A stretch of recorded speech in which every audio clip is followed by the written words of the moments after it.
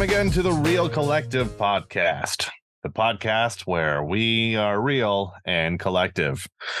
I'm Brendan McKeigan. With me, as always, is Sean Tasse. Sean in a different studio. Sean from Studio QZ. Yeah, here I am with COVID, stuck in my bedroom. He's in the quarantine zone. Yay. Sucks. It can happen on a whim. It can happen anywhere to anyone. Good thing is you've got a whole bunch of boosters that are hopefully helping you fight it off quicker and lessen the effects of it. So that's Absolutely. Good. Yeah, I mean, you're standing. When I had COVID, I could not. Mind you, I was last summer or something like that. So it was a bad one. It was a bad one. Yeah, I think I'm pretty fortunate considering hearing what a lot of other people have gone through. I can still taste things. My brain is foggy though, and my head feels full. So yeah, but it is what it is. I have that on a daily basis. So a full head and a foggy brain. Yeah. Speaking of which, no.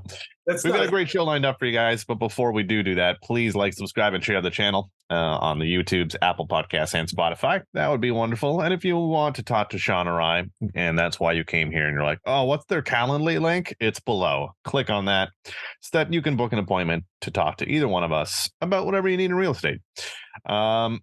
We thought we would go in a little bit of a different direction today, and with the market changing and trying to figure out if you're going to be listing your home, what's the right price to do that at, we thought we'd go over maybe at least five different ways that you can price a home. Yeah, I mean, it's not 5 different ways to get different prices for a house, but 5 different approaches that you can use to come up with a fair market value for your home. And I think a lot of people are stuck, especially in the recent past, with the prices being the way that they were, might not be taking into account what the reality of the situation is. So just a quick breakdown. Maybe we can get into 2 or 3 in the first half, and then maybe the other 2 or 3, depending on how long we're talking for in the first half, and get into the other ones in the second half. So the 5 are ready for some real estate jargon to decode. Are we doing 5, 4, 3, 2, 1 or 1, 2, 3, 4, 5? I figured just go 1, 2, 3, 4, 5. It's up to you. Good. Yeah, there we go. All right, so the first one I'm going to do is the home price index, the housing price index. Well, should we say, like, here's what all the 5 of them are, and if you want, you can skip forward if you're not interested. Give them a full breakdown? No, because the last one is not something people normally think about. So that's going to be later on in the video, but where? Probably at the end. To the end, yeah. For sticking on to the end. If you don't, you're going to miss out on pure gold. That's right, exactly.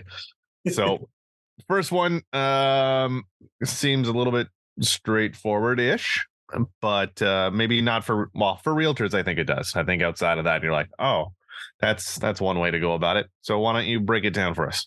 Yeah, so the first one is a HPI. It's known as a home price index, and essentially what they do is they track using that the price index. Originally was built to track what they call like a basket full of groceries, and what's the average price of these particular things, 200 things that you would normally buy, and how is the price going. So they use that index to track everything. And one of the things they track is the prices of houses. I was speaking with a realtor who's been in the business for long enough, and they didn't realize that this was a way until just recently, within the last year or so, this was a way to understand homes values. It's something that we use when we're going and showing up and meeting with new clients. Essentially what it does is you can figure out, okay, well, you bought your house in 2015 based on the average price of a house in your neighborhood. Here's what your house should sell for today based on the price growth. And you can track where the prices have gone up using this home price index. It's a really great tool. Of course, there's different things that'll factor into it. For example, if you've done repairs and renovations to your home, that's going to change it. If there have been other new developments in your neighborhood, like let's say you bought a house that was built in 1964 and it was the only house on that plot, and then within that same geographic area or MLS region, they've built, $65 million houses in this area, that's going to affect your home price index. So it's a good starting tool. It's not the end of it. I mean, but it's really great for populated areas where all of the houses have some homogeneous look to them. If all of the houses in that area were all built and they're all about the same, it's really going to help you determine what your value is pretty close. If you bought in 2015 and the average price at the time was 500,000, the average price now is 900,000. You bought your house, let's say, for 470. Well, you can just do the math on it, solve for X, and figure out, okay, well, my price should be something like 850 given that growth chart, right? And that's one of the first ways that we start to look at what the value is for your home using that home price index. And it's great because it graphs it and you can show it right to the client. The client sees exactly what it is. And it's just a mathematical equation of solving for X, which we all did. And great. Yeah. And not only that, with prices that, depending on where you are, if they've dipped down and hey, we're back to 2021 prices, then you have that with the index. You can take a look at what it was and how it's going to go. Number 2 on the list is the old CMA, the comparative market analysis. I feel like I'm pretty good with these. You're really good with them, man. You can pinpoint the price of a house before it sells. You're really good with it, not just pretty good at it. Well, thank you. I'm toots. Yeah, it's nice when I have another hype man on the show. Do it. And I don't know why, but it just clicks with me, and I find the way to go about it. And the price index, yeah, sure. So I might go back knowing that and look at comparable homes that sold in that neighborhood 2 years ago in that specific window and be like, here's what it was now. Here's the homes in the last 90 days, now that we're kind of in the middle of it, and really narrow it down. And then I'll go through the features of each house and compare them to the subject property and be like, okay, so here we go. Yours has hardwood floors, granite countertops and renovated stuff. The closest comparable, most of them don't have hardwood. It's, laminate or whatever. And they've got laminate countertops and they've priced for this. So let's adjust for that. And that gives us a price. So the CMA comparative market analysis, I take all the recently sold homes that are like yours in every single way. Sometimes it doesn't work out quite perfectly in that direction. That's when you got to get a little bit clever and do one of the other 4 that are on this list. But breaking it down that way, I think is very helpful for clients, sellers to be able to say, here's a home. How do you think it compares to yours? Oh, well, that one's a little nicer than ours. Okay, great. How about this one? Well, that one's not. Ours is nicer than that one. Okay, great. So now we know we're somewhere in the middle of those 2 home prices. And being able to physically see it helps with some people. There's something tangible there to look at. And then there's also the facts of the sale. It gives you an idea of what it's going to sell for. And yeah, a lot of it is just math. You're equating for the market. So I might take that comparative market analysis, take what those sold prices are, arrive at what the price would be, and then also do the math based on what the market is dictating at the current time. And that's where I found success, is by just going a little bit extra and doing that. But it's helped, especially when it was crazy multiple offers. I'm usually pretty good at those. Same thing. And then it just becomes a matter of if that price works for you. And that's as a buyer. And I guess as a seller too, because it's here's what we could would be a wonderful thing to attain, but let's maybe start with a list price of here. Now in this market, it's okay. So here's what it could very well sell for. I think we should sell for X amount.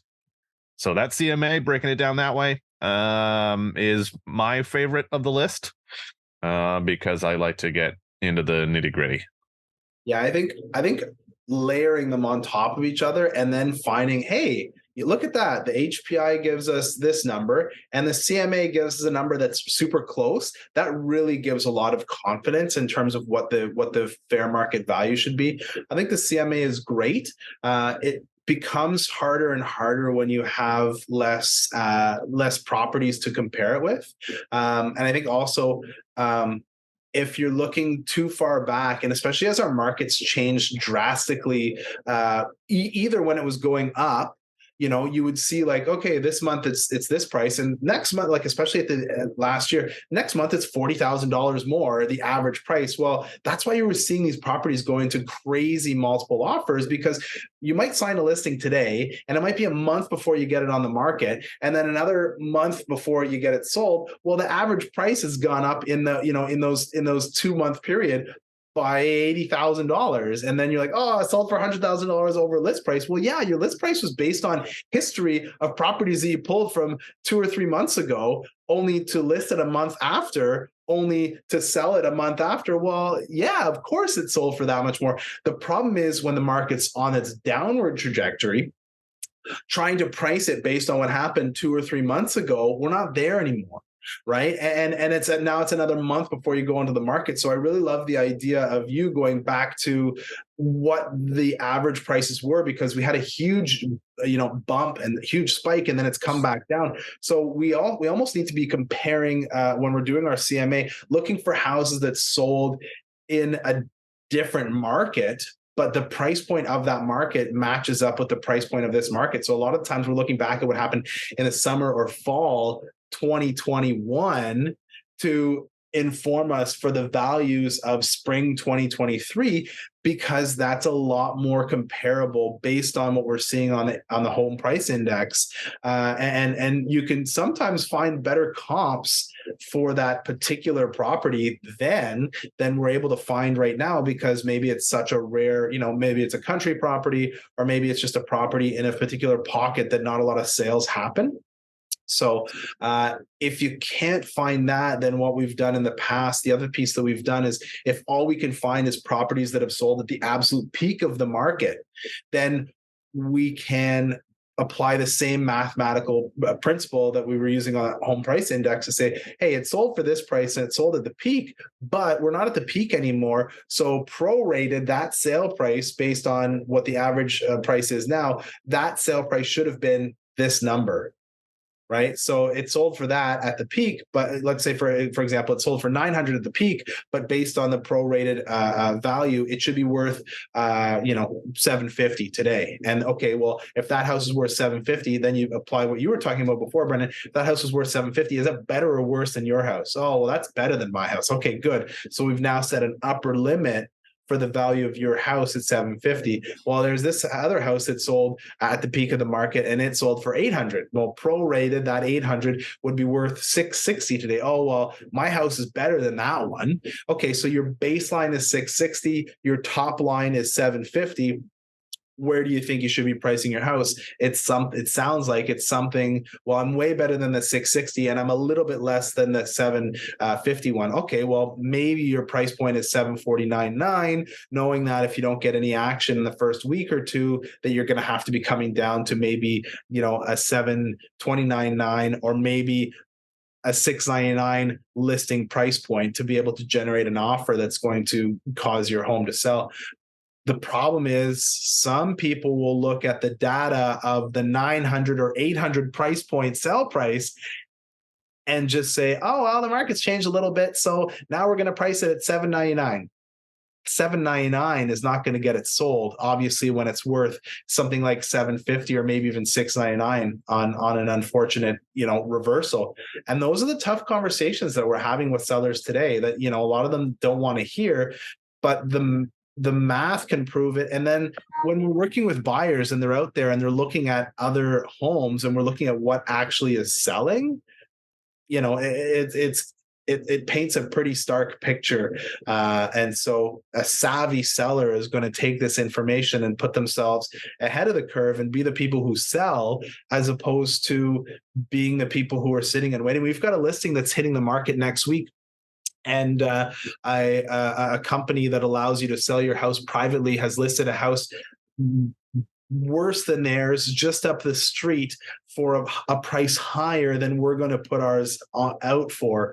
And their higher price is going to help us sell. And unfortunately, their seller is either not going to sell or is going to sit and finally come down to a price that is going to cause it to sell.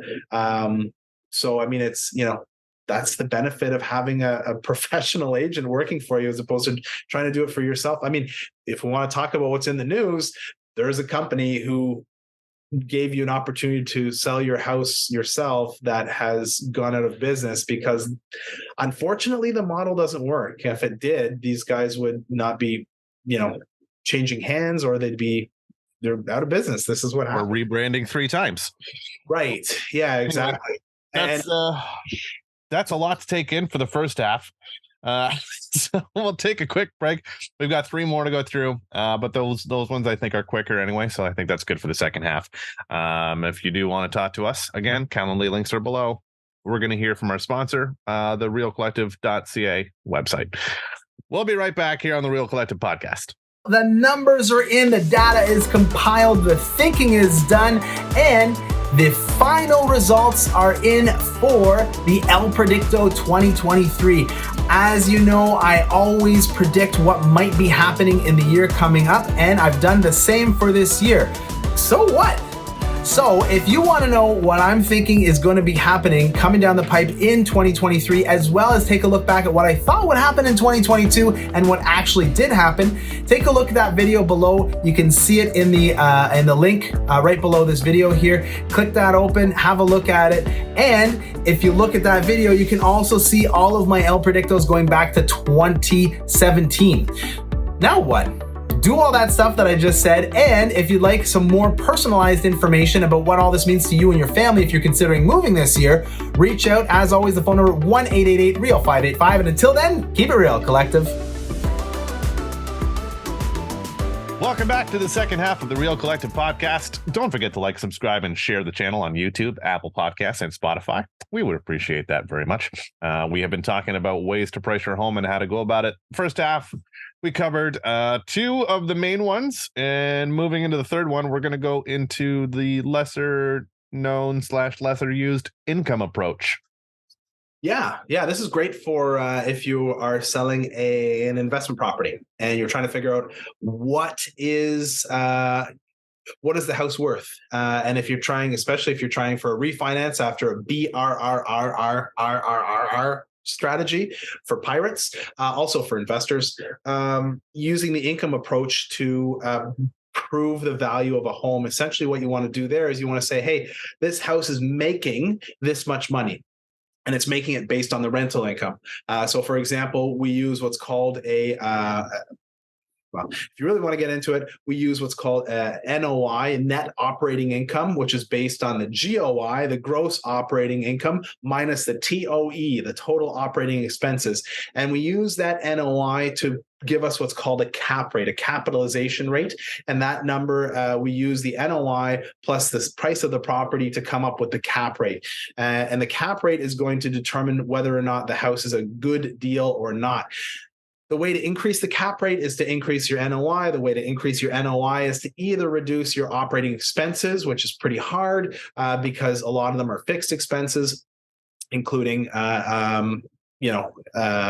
property taxes, heat, hydro, all that sort of stuff. Property taxes being the main one.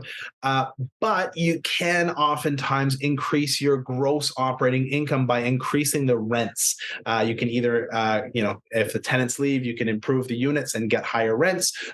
You can get the tenants to agree to pay more rent. There's a bunch of different ways about it. Obviously, you want to make sure that all of the ways that you're doing it will follow the landlord-tenant board. I'm not advising you to kick the tenants out, fix the place up, and try and rent it for more. If you are going to do this, it's definitely an opportunity for you to reach out to us, as we have investment focused specialists on the team. Whatever you're doing, just make sure you're following the law when you're doing it. But if you can increase the income, you can increase the NOI. If you can increase the NOI, you can justify a higher value for your property because it is based on the income approach. Essentially, the income approach takes into account the value for the property based on the income that the property is making. So if you are able to generate a higher income, you're able to prove a higher value for the property. And we saw that especially during last year. We were going through the process of selling a number of secondary dwelling unit properties that were bought for a much smaller price and sold for a much higher price because we had installed, our clients had installed a secondary dwelling unit in the basement, rented out the top, rented out the bottom, proved the value, and we were able to set some new really high watermark records for those SDUs, which benefited the value for the neighbors in the area, as well as benefited our client with much higher selling prices based on the higher rental amounts. So the income approach is really great when we're selling investment type properties, duplexes, triplexes, properties with secondary dwelling units, people who are using BRRRRRRRR strategy, which means buy, renovate, rent, refinance, and repeat. That's what that strategy is all about. But yes, the income approach typically works for multifamily properties or investment style properties where you have a tenant who is in your property and paying your rent. Ta-da! Now go back and play that in 0.5 speed so you can learn about real estate investing. Yeah. The fourth one here is moving on to number 4 is the replacement cost. And that's exactly what it sounds like. If you had to replace the house, what would that cost? What would that cost you to get a new kitchen and get the new bathroom and get the roof, all the things? Yeah. Build the whole house from the ground up. Yeah. Imagine the house burnt down, right? The whole thing has to be replaced. A lot of the times they'll do that for insurance purposes, right? Yep. What's your cost? What is not factored in is the value of the land that the property's sitting on. And of course, what goes up in value is the land that your property is sitting on. What goes down in value, just like a car, is the actual house itself. So it is, your house is a depreciating asset. Your land that your house is sitting on is an appreciating asset, which is why in Ottawa we don't see condo prices going up as much as house prices. It's another reason why, personally, my opinion is you're better off buying a house that's sitting on a piece of land than you are buying a condo. If a condo is all that you can afford, it's a great first place, but doesn't work the same here in Ottawa as it does in Toronto. For whatever reason, the land value is what seems to be going up. So replacement costs, for example, you're in a house that is attached to 2 other houses. Let's say it's a townhouse in the middle. How much would it cost you to build that whole thing up from the beginning? Probably not the best approach in that regard. But if you are buying or building on a piece of land out in the country, what will it cost you to build that whole house up from the ground up? And what would it cost you to buy that piece of land? And add those 2 things together and ta-da, there's your price. Works really well if you're looking at new builds. Or if you're looking at just buying a piece of land. So what you're trying to determine is what's your ARV, or after repair value, or after building value of that house. And that's when you start to see, the infills in the city, the $2.5-3 million places. People buy those houses. There are clients out there who are buying those houses. Not a lot of our clients, and that's okay. But we work with mostly regular people. But if someone wants to work with us and they want to buy a $4 million house, more than happy to help. But yeah, that's the long and the short of the replacement costs in terms of determining value for a property. Yeah. And the last one, wrapping it up, and I think this one is very helpful if you happen to have a condo, is the price per square foot. Yeah. The reason that I say that is because, yes, you can look at other 2-bedroom condos that are like yours in the same building, especially if it's one of those new condos. because most of them are exactly the same. But when you get into some of those intricate ones where maybe there's a unique floor plan or anything like that, it gets tough to compare it. So the best way to maybe go about it is to find others like it and find out what their square footage was, divide their sold cost by square foot. There you go. Whatever it happens to be. And now you take your square footage, multiply it by that number, and there's your price. The problem is, especially in Ottawa, it works really well on new builds and assignment deals, but in Ottawa, we don't write down the square footage of the house, so it makes it really hard as sort of a way for us to do it here in town. It's a great tool, right? And a lot of the times with the new builds, new construction, especially in condos and especially in Toronto, they always talk about your price per square foot. And I know when we started building stuff in Ottawa here, recently we got to a point where stuff was selling at $1,000 a square foot, and that was like unheard of, right? What it does is it allows for things like a 1-bed plus den to still have value, but to show the differentiation in value between a 1-bed plus den versus a 2-bed, even though the square footage might be the same or very similar. Obviously, having a 2-bed is more valuable than a 1-bed plus den, and you can see, even though the price per square foot is there. So I guess, again, it's a good starting point, but then you have to take into account, okay, well, what are the quality of finishes, right? Like that matters. Who's the builder? What floor is it on? All of that sort of stuff also needs to go into it. So yeah, for sure, price per square foot is kind of like the HPI in a way, where it's a good baseline, but then you also have to do that CMA on top of it as well. It is certainly used more in condos than it is in houses, but it could be a good way to another good way to just layer on top of everything else that we've done with regards to getting to what that end value is, especially if you start to have some stuff that, like, your HPI is here and your CMA is here. Your price per square foot might come somewhere in the middle.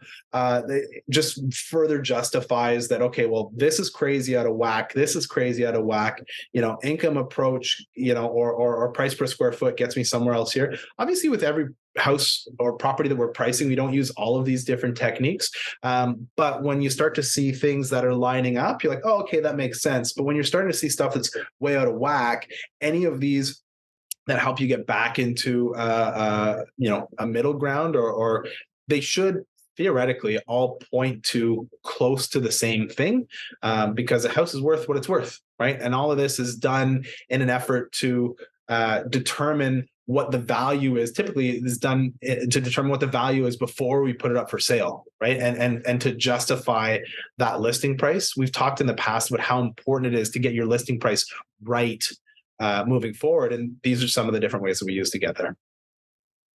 Absolutely. And if you want to talk about them more in detail, again, our Calendly links are below. Click on that. And if you need the price of your home figured out, we can help you out with that. And we've just explained 5 ways that we can do it. And we've had some success with that. So I feel like you're in good hands if you do that. So we're going to wrap things up there. This is the Real Collective podcast. Thank you for liking, subscribing, and sharing the channel if you haven't already. And you can hit that little notification bell. So whenever we have a new podcast, some new info coming out, or a new listing video, those are very entertaining too. You'll get a little notification bell, and it'll tell you, hey, the Real Collective's doing some stuff. That's fun. So take a look at that. I'm Brendan McKeigan. This is Tasse. Thanks for watching again. And until the next one, keep it real. Collective.